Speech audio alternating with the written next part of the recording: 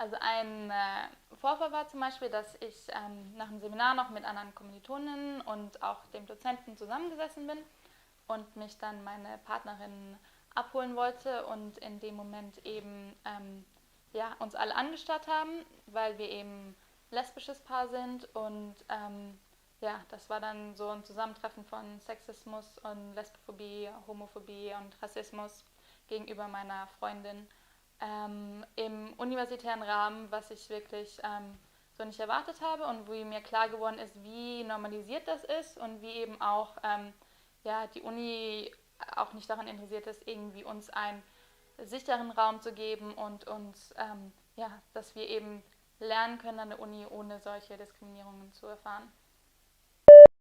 Ich fühle mich weder als Frau noch als Frau mit Migrationshintergrund vernachlässigt oder als Studenten zweiter Klasse jetzt ganz böse ausgedrückt. Im Gegenteil, also ich habe das Gefühl, dass die Diversität wirklich ganz oben steht an der FU und fühle mich da ganz wohl. Ich kann mich damit voll und ganz identifizieren. Es werden oft so Witze gemacht und da wird dann nichts gesagt. Es ist irgendwie so normalisiert und da findet eigentlich ganz viel Gewalt statt. Das findet dann auf so einer hochintellektuellen Ebene statt, wo dann eigentlich klar ist, wenn wir in einer patriarchalen Gesellschaft leben, dass dann der das letzte Wort hat, der Mann ist. Und es ist ja an der Universität so, dass das Thema sexualisierte Diskriminierung und Gewalt eigentlich ein doppeltes Tabuthema ist.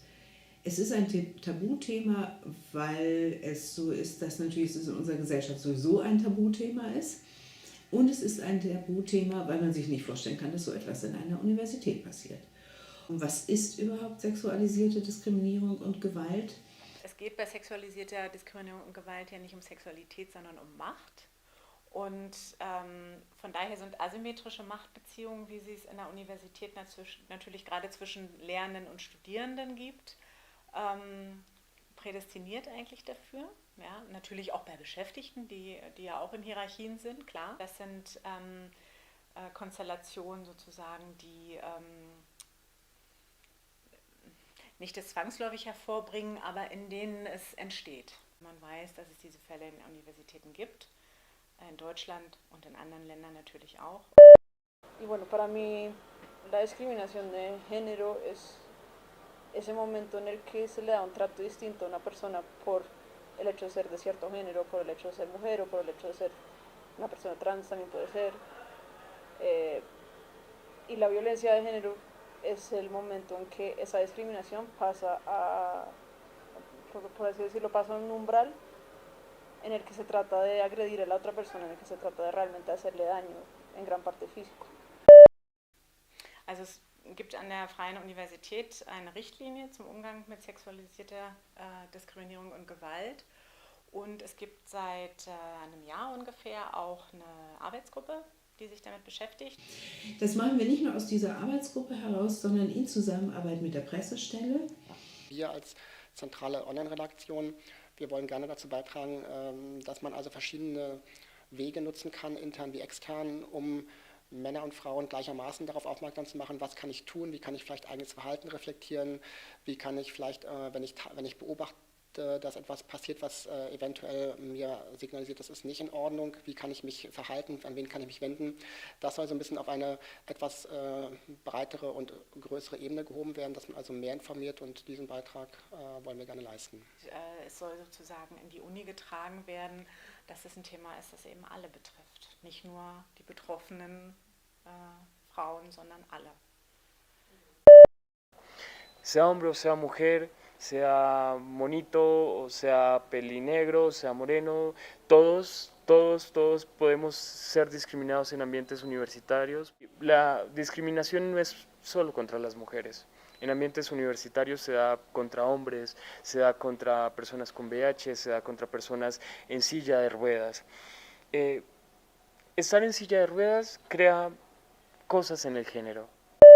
Als Student in den Seminaren, in den Vorlesungen kann man schon merken, bei Wortmeldungen, bei der Teilnahme und bei den Gruppenarbeiten in Referaten, dass es schon einen großen Unterschied gibt zwischen also von mir als männlich gelesenen Kommilitonen und von mir als weiblich gelesenen Kommilitonen, was die Teilnahme betrifft, was ihre Rolle in den unterschiedlichen Gruppenarbeiten betrifft. Então tem algum engendramento aí de gênero que está fazendo mulheres a falar menos publicamente, a pensar muito antes de falar, para não ser julgada, é passional, ela está tá sendo afetiva, não está sendo racional. Então, acho que todos esses estereótipos de gênero fazem com que a mulher tenha uma consciência a mais ao se expressar publicamente, a tentar desconstruir um pouco que o homem não tem esse travamento, ele já fala. Der Raum wird immer von Männern eingenommen. Und es ist die Mehrzahl Frauen. So, wenn man das ein bisschen beobachtet, ist es oft so, dass die Aussage von einem Mann mehr zählt oder mehr Raum einnimmt als die von einer Frau. So. Y pues no sé, en mi caso es un poco personal porque pues yo soy una persona trans, me identifico como persona no binaria pero también transmasculina, y en ese sentido tengo un poco como una experiencia de las dos partes, tanto que es estar en esa posición de mujer como estar en esa posición de persona percibida como hombre, y es interesante porque entonces sé que se siente ser discriminada una persona por ser mujer, pero también sé que se siente tener privilegios de hombre. Quando você coloca no nome de um título, no nome de um evento, que é feminismo, decolonial, ou, não sei, empoderamento das mulheres, qualquer termo mais relacionado a uma disputa de gênero, acaba que o público vira só mulheres que estão já interessadas nesse tema. É muito raro ver homens ou ver mulheres que já não estavam interessadas, que não se identificam como feministas, participando e lendo esse tipo de produção.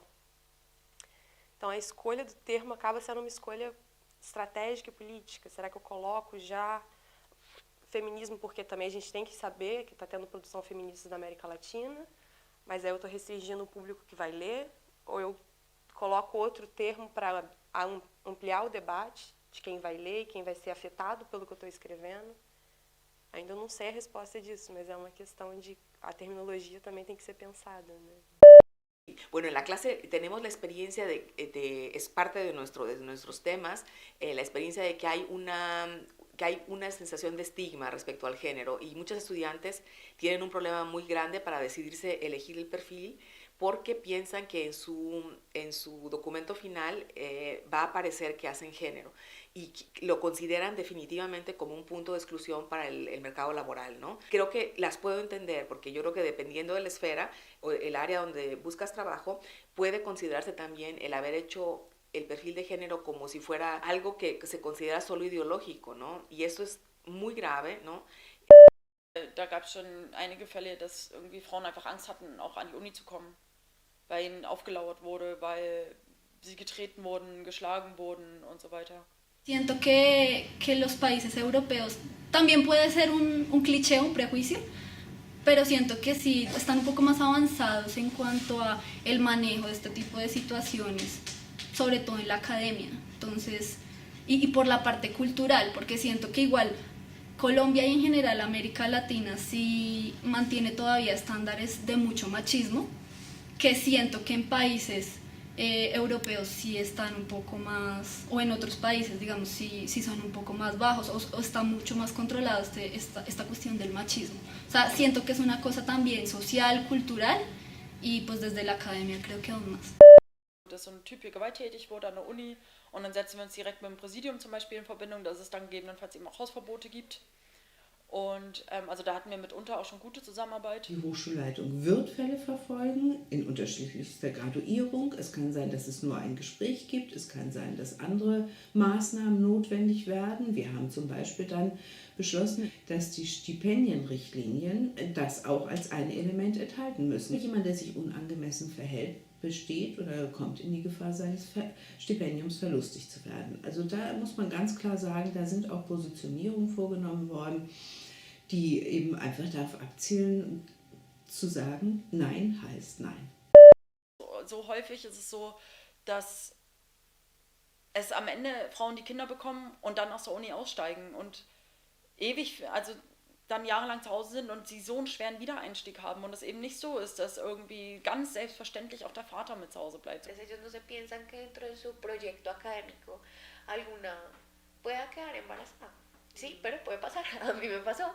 Y siento que no hay condiciones diferenciales para las estudiantes.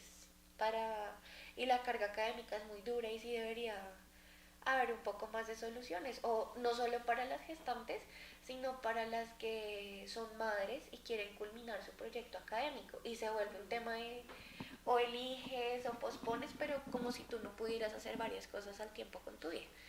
Entonces creo que eso es importante porque los proyectos de las mujeres son diversos, así nos encontremos en la academia, ¿sí? Entonces, si yo quiero ser madre, entonces soy estudiante o madre, ¿sí? Y no creo que eso deba limitarnos para hacer las diferentes cosas como nos queremos realizar como mujeres. Pero sí, creo que sí, la universidad debería implementar una oferta especial para las estudiantes. Aparte, creo que el ojo crítico de la comunidad académica también no colabora, porque es como si no estuviera bien visto que tú estuvieras embarazada. Porque creo que ya estamos lo suficientemente adultos para poder tomar decisiones. Es gibt an anderen Universitäten beispielsweise Kurzzeitbetreuungsprogramme. Das bedeutet, wenn man ein kleines Kind hat und noch keinen Betreuungsplatz zum Beispiel oder Babysitter entfällt aus oder so, dass man einfach für 2-3 Stunden, während man in der Bibliothek arbeitet oder zum Seminar geht oder hochschulpolitisch engagiert ist oder so unterschiedliche Sachen machen muss, das Kind abgeben kann in eine Kurzzeitbetreuung. Und es gibt zwar hier den Eltern-Kind-Raum, aber da gibt es halt keine Betreuungsmöglichkeit. Also da kann dann nur irgendjemand mit dem Kind spielen, dem man das Kind gibt, den man schon kennt oder so. Aber das wäre schon gut, wenn es sowas gäbe. Se me hace que en gran parte cuando surgió un tema sobre género, sobre desigualdad, sobre discriminación, la universidad se aleja y creería que pasa tanto acá como en otros lados. Wir bieten hier für die Bachelorstudierenden eine allgemeine Berufsvorbereitung Gender und Diversity Kompetenz an. Ich glaube, dass es gut wäre, wenn nicht nur die Studierenden diese Kompetenzen erwerben würden, sondern alle Lehrenden und alle Beschäftigten an dieser Universität, weil ich glaube, dass es ein ganz großer Schritt in die Richtung ist, um SDG zu verhindern. Wenn man von sexualisierter Diskriminierung oder sogar von Gewalt betroffen ist, ist es, glaube ich, ganz wichtig, mit Personen darüber zu sprechen. Das kann zum Beispiel eine Frauenbeauftragte sein, eine Zentrale oder die G-Zentrale. Es kann aber auch erstmal eine Vertrauensperson sein, die man schon lange kennt, eine Freundin, ein Freund oder jemand aus der Familie. Und eben da dann zu suchen, was ist der beste Weg für mich und das Thema dann möglichst aber eben auch, um die Situation zu ändern. Wenn das ist im Arbeitsbereich oder im Studium, dann wird sich das Thema wahrscheinlich nicht von alleine erledigen, sondern dann ist es eben trotzdem auch noch wichtig, als zweiten Schritt dann Personen zur Hilfe zu ziehen, wie beispielsweise die Frauenbeauftragte dann und da mit der zusammen dann zu gucken, was kann man machen, um aus dieser Situation rauszukommen. Und eine Möglichkeit ist natürlich, dann auch jemanden anzuzeigen, wenn das gegeben ist quasi. Aber es muss es auch nicht sein, sondern der erste Schritt ist wirklich erstmal zu gucken, okay, was will ich gerade, was brauche ich, damit es mir wieder besser geht. Das Thema sollte auf jeden Fall für Männer interessant sein, weil sexualisierte Gewalt sehr oft von Männern ausgeübt wird, weil wir Männer diejenigen sind, die von Sexismus profitieren und von Frauenfeindlichkeit profitieren, was wir vielleicht nicht so oft oder was uns nicht so leicht einfällt, es zu merken und es zu akzeptieren, dass wir halt diejenigen Subjekte sind, die von diesem halt Gewaltsystem auch profitieren und sehr oft auch in sehr subtilen Szenen, in sehr subtilen Situationen, wo man eigentlich sogar das leugnen oder widersprechen könnte, aber da gibt es durchaus eine Hierarchie, die ungerecht ist und die eigentlich in der Form nicht existieren sollte. Und gerade weil wir diejenigen sind, die davon gewinnen, sage ich mal, sollen wir, wenn wir halt dagegen sind, gegen diese Ungerechtigkeit, sollte das uns auffallen und sollen wir das wahrnehmen und was dagegen tun.